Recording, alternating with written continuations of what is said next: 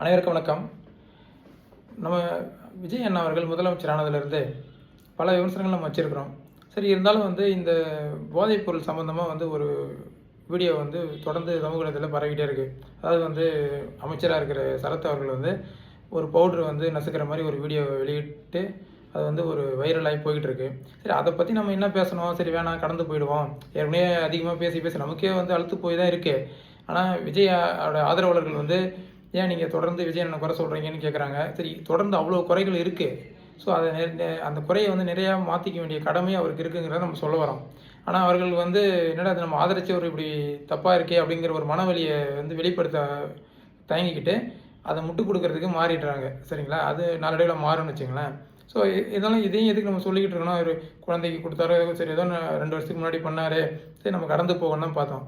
ஆனால் இவர்கள் இப்போ ஆதரிக்கிறன்ற பேரில் மறுபடியும் வழக்கம் போல் முட்டுக் கொடுக்க வரும்போது நமக்கு கேள்வி வருது.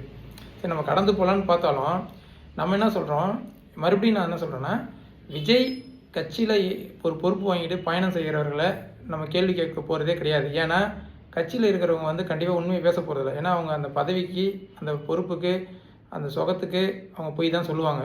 கட்சி தலைவரே போய் தப்பு செய்தாலும் அவங்க போய் தான் சொல்லுவாங்க. ஸோ அவங்ககிட்ட நம்ம எதிர்பார்க்க போகிறதே கிடையாது. அவங்க கட்சி தலைமை எதிர்த்து எந்த இதுவும் பேச போகிறது கிடையாது. சரிங்களா? ஆனால் நம்ம மாற்றத்தை நிகழ்த்திட்டோம், நம்ம ஒரு புதுமையான ஒரு தூய்மையான ஒரு சக்தியை ஆட்சியில் அமர்த்திட்டோம்னு சொல்லி இந்த நடுநிலைன்ற பேரில் தினசரி வேலைக்கு போகிற பொது வாழ்க்கை, அவங்க வாழ்க்கையை அவங்க வாழ்ந்துக்கிட்டு இருக்கிற பொதுமக்கள் இருக்காங்க பார்த்தீங்களா? குடும்ப பெண்கள், வேலைக்கு போகிற பட்டதாரிகள், இளைஞர்கள், அவங்கள தான் நம்ம இந்த கேள்வியே கேட்குறோம். ஏன்னா நீங்கள் சரியான ஒரு மாற்றத்தை தேர்ந்தெடுக்கலை, நீங்கள் குற்ற உணர்ச்சியோடு இருக்கணும், கண்டிப்பாக நீங்கள் வருத்தப்படணும், நீங்கள் சரியானதை செய்யலை, ஒரு சினிமா போதையில் சினிமா மயக்கத்துக்கு ஆளாகி தவறான ஒரு விஷயத்தை தேர்ந்தெடுத்திருக்கீங்கன்றதை உங்களுக்கு உணர்த்துறதுக்காக தான் நம்ம இந்த கேள்வி கேட்குறோம். நிச்சயமாக என்றைக்குமே விஜயோட கட்சிக்காரங்க நம்ம கேட்க போகிறதே கிடையாது. அவங்க பிடிக்கலாம் அடுத்த கட்சிக்கு வேலை செஞ்சு போயிட்டே இருப்பாங்க. பொதுமக்கள் மாற்றத்தை நினச்சி ஓட்டு போட்டிங்களா? உங்ககிட்ட தான் அந்த கேள்வி. என்னென்னா, ஒரு முதல் ஒரு 1லேருந்து 1.5 வயசு குழந்தைக்கு மாத்திரை கொடுக்க மாட்டாங்க. ஃபஸ்ட்டு விஷயம், இது எல்லாருக்கும் தெரியும். இது எதுவுமே போய் கிடையாது. சரிங்களா? மாத்திரை கொடுக்க மாட்டாங்க. அப்படி ஏதாவது ஒரு அந்த குழந்தைக்கு ஸ்பெஷலாக ஏதாவது ஒரு பிரச்சனை இருந்து ஒரு மாத்திரை கொடுத்துருந்தாங்கன்னா அப்போ அந்த பெற்றோர்கள் எங்கே போனாலும் அந்த மாத்திரையை நம்ம பாலாடையில் தான் கலக்கி கொடுப்போம் குழந்தைக்கு. ஸோ அப்போ தண்ணியில் ஊற்றி கலக்கி கொடுக்குறது தான் வழக்கம். அப்போ அந்த பாலாடையை போகிற இடத்த எல்லா இடத்தையும் கேரி பண்ணிட்டு தான் போவாங்க. அது ஒரு விஷயம். அப்படி ரொம்ப உடம்பு முடியாத குழந்தைய, இந்த மாதிரி ஒரு 1.5 வயசு குழந்தைய இவ்வளோ பெரிய பப்ளிக்கில் அந்த மேட்ச் பார்க்க போன எல்லாருக்குமே தெரியும். அது வெயில் காலத்தில் நடக்கிற ஒரு மேட்ச்சு. வெயில் காலத்தில் எவ்வளோ புழுக்கமாக அங்கே இருக்கும், ஒரு காற்றோட்டமாக இருக்காது, எவ்வளோ ஒரு சங்கடமாக இருக்கும், எவ்வளோ இறைச்சலாக இருக்கும், குழந்தைக்கு அது எவ்வளோ அன்கம்ஃபர்டபுளாக இருக்கும் அப்படிங்கிறது எல்லாருக்கும் தெரியும்.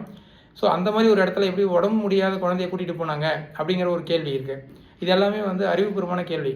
அடுத்தது குழந்தைக்கு கொடுக்குற மருந்தை இப்படி இன்ஃபெக்ஷன் ஆகிற மாதிரி ஒரு மொபைலில் வச்சு நசுக்க வேண்டிய அவசியம் எப்படி வரும்?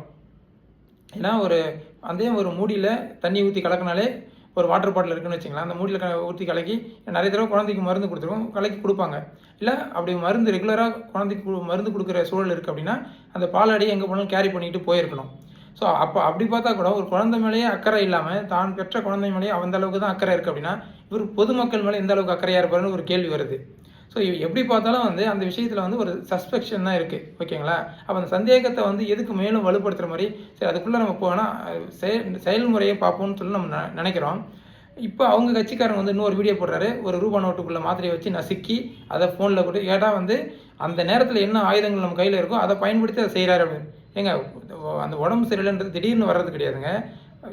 குழந்தைக்கு உடம்பு முடியலன்னு தெரிஞ்சு தான் கூட்டிகிட்டு போயிருக்காங்க. மருந்து கொண்டு போகும்போதே பாலாடை, சிறப்பு எல்லாமே கொண்டுட்டு போனோம்.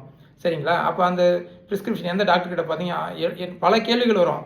நீங்கள் வழக்கம் போல் வாட்ஸ்அப்பில், இன்ஸ்டாகிராமில் வதந்தியை பரப்பிட்டு போகிற மாதிரி இருக்க மாட்டாங்க. சரிங்களா? அப்போ அந்த மாதிரி 1008 கேள்வி இதுக்குள்ளே இருக்குது. இது எல்லாத்துக்கும் பதில் சொல்வாரா? இல்லை முன்னாள் அமைச்சர் கீதா ஜீவன் சொன்ன மாதிரி அவர் மருத்துவ பரிசோதனைக்கு உட்பட்டு நிரூபிப்பாரா? இப்படி 1008 கேள்வி இருக்குது. ஸோ எது நடந்ததோ அது விசாரணையில் வெளியில் வரட்டும். அவர் தவறு செய்திருந்தால் அதுக்கான சட்ட நடவடிக்கைனோ அது நடக்க போகுதுன்னு வச்சுங்களேன். இதே மாதிரி தான் அவர் எம்எல்ஏ தஞ்சாவூர் எம்எல்ஏவும் போதையில் சரக்கு அடிக்கிற மாதிரி ஒரு வீடியோ வைரலாகி வந்துட்டு இருந்தது. கேட்டால் முன்னாடி சொல்லிட்டு வைரலாகி வந்துட்டு இருந்தது.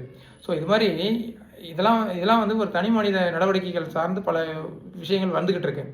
அப்போ இது எல்லாத்தையும் மற்ற கட்சிகள் செய்திருந்தால் இந்த நடுநிலையாக இருக்கிறவங்க, இந்த மக்கள் மாற்றத்தை விரும்பி ஓட்டு போட்டன்ற மக்கள் இதே மாதிரியே பேசுவீங்களா? அதுதான் உங்கள் மனசாட்சிக்கு அந்த கேள்விக்கு நாங்கள் விட்டுறோம். அதை நீங்களே வந்து முடிவு பண்ணி சொல்லுங்கள். அந்த சினிமா மயக்கத்தினால எந்த தவறையும் ஏற்றுக்கிட்டு போகணும்னு அவசியம் கிடையாது. அதுக்கு தொடர்ந்து மக்கள் நலத்திட்டம்னு சொல்லிட்டு ரேஷன் அரிசியை வந்து வீட்டுக்கு அரிசியை கொடுத்ததா சொல்லி கலெக்டர் ஆஃபீஸில் வந்து ஒரு கம்ப்ளைண்ட் போயிருக்கு. மக்கள் அந்த அரிசி பையோடு போய் கலெக்டர் ஆஃபீஸ் போயிட்டாங்க. அந்த செய்தியும் வந்துக்கிட்டு இருக்கு. இப்படி தொடர்ந்து ஒவ்வொரு நாளும் வந்து சட்டத்துக்கு புறம்பான ஜனநாயகத்துக்கு விரோதமான செயல் வந்துக்கிட்டே இருக்குது. இன்றைக்கி 6வது எம்எல்ஏ வந்து எம்ஆர் விஜயபாஸ்கர் கரூரில் வெற்றி பெற்றவர் ராஜினாமா பண்ணியிருக்காரு. ஸோ இதெல்லாம் தான் நீங்கள் விரும்பின மாற்றமா? அப்போ எவ்வளோ அட்டுழியங்கள் செய்தாலும் 9 கிரகம் உச்சத்தில் இருக்கும்போது கேள்வி கேட்கவே கூடாதா? இது மக்களின் மனசாட்சி. நீங்களே முடிவு செய்துங்க. நீங்கள் செய்தது சரியா? நீங்களே முடிவு பண்ணிங்க. நன்றி, வணக்கம்.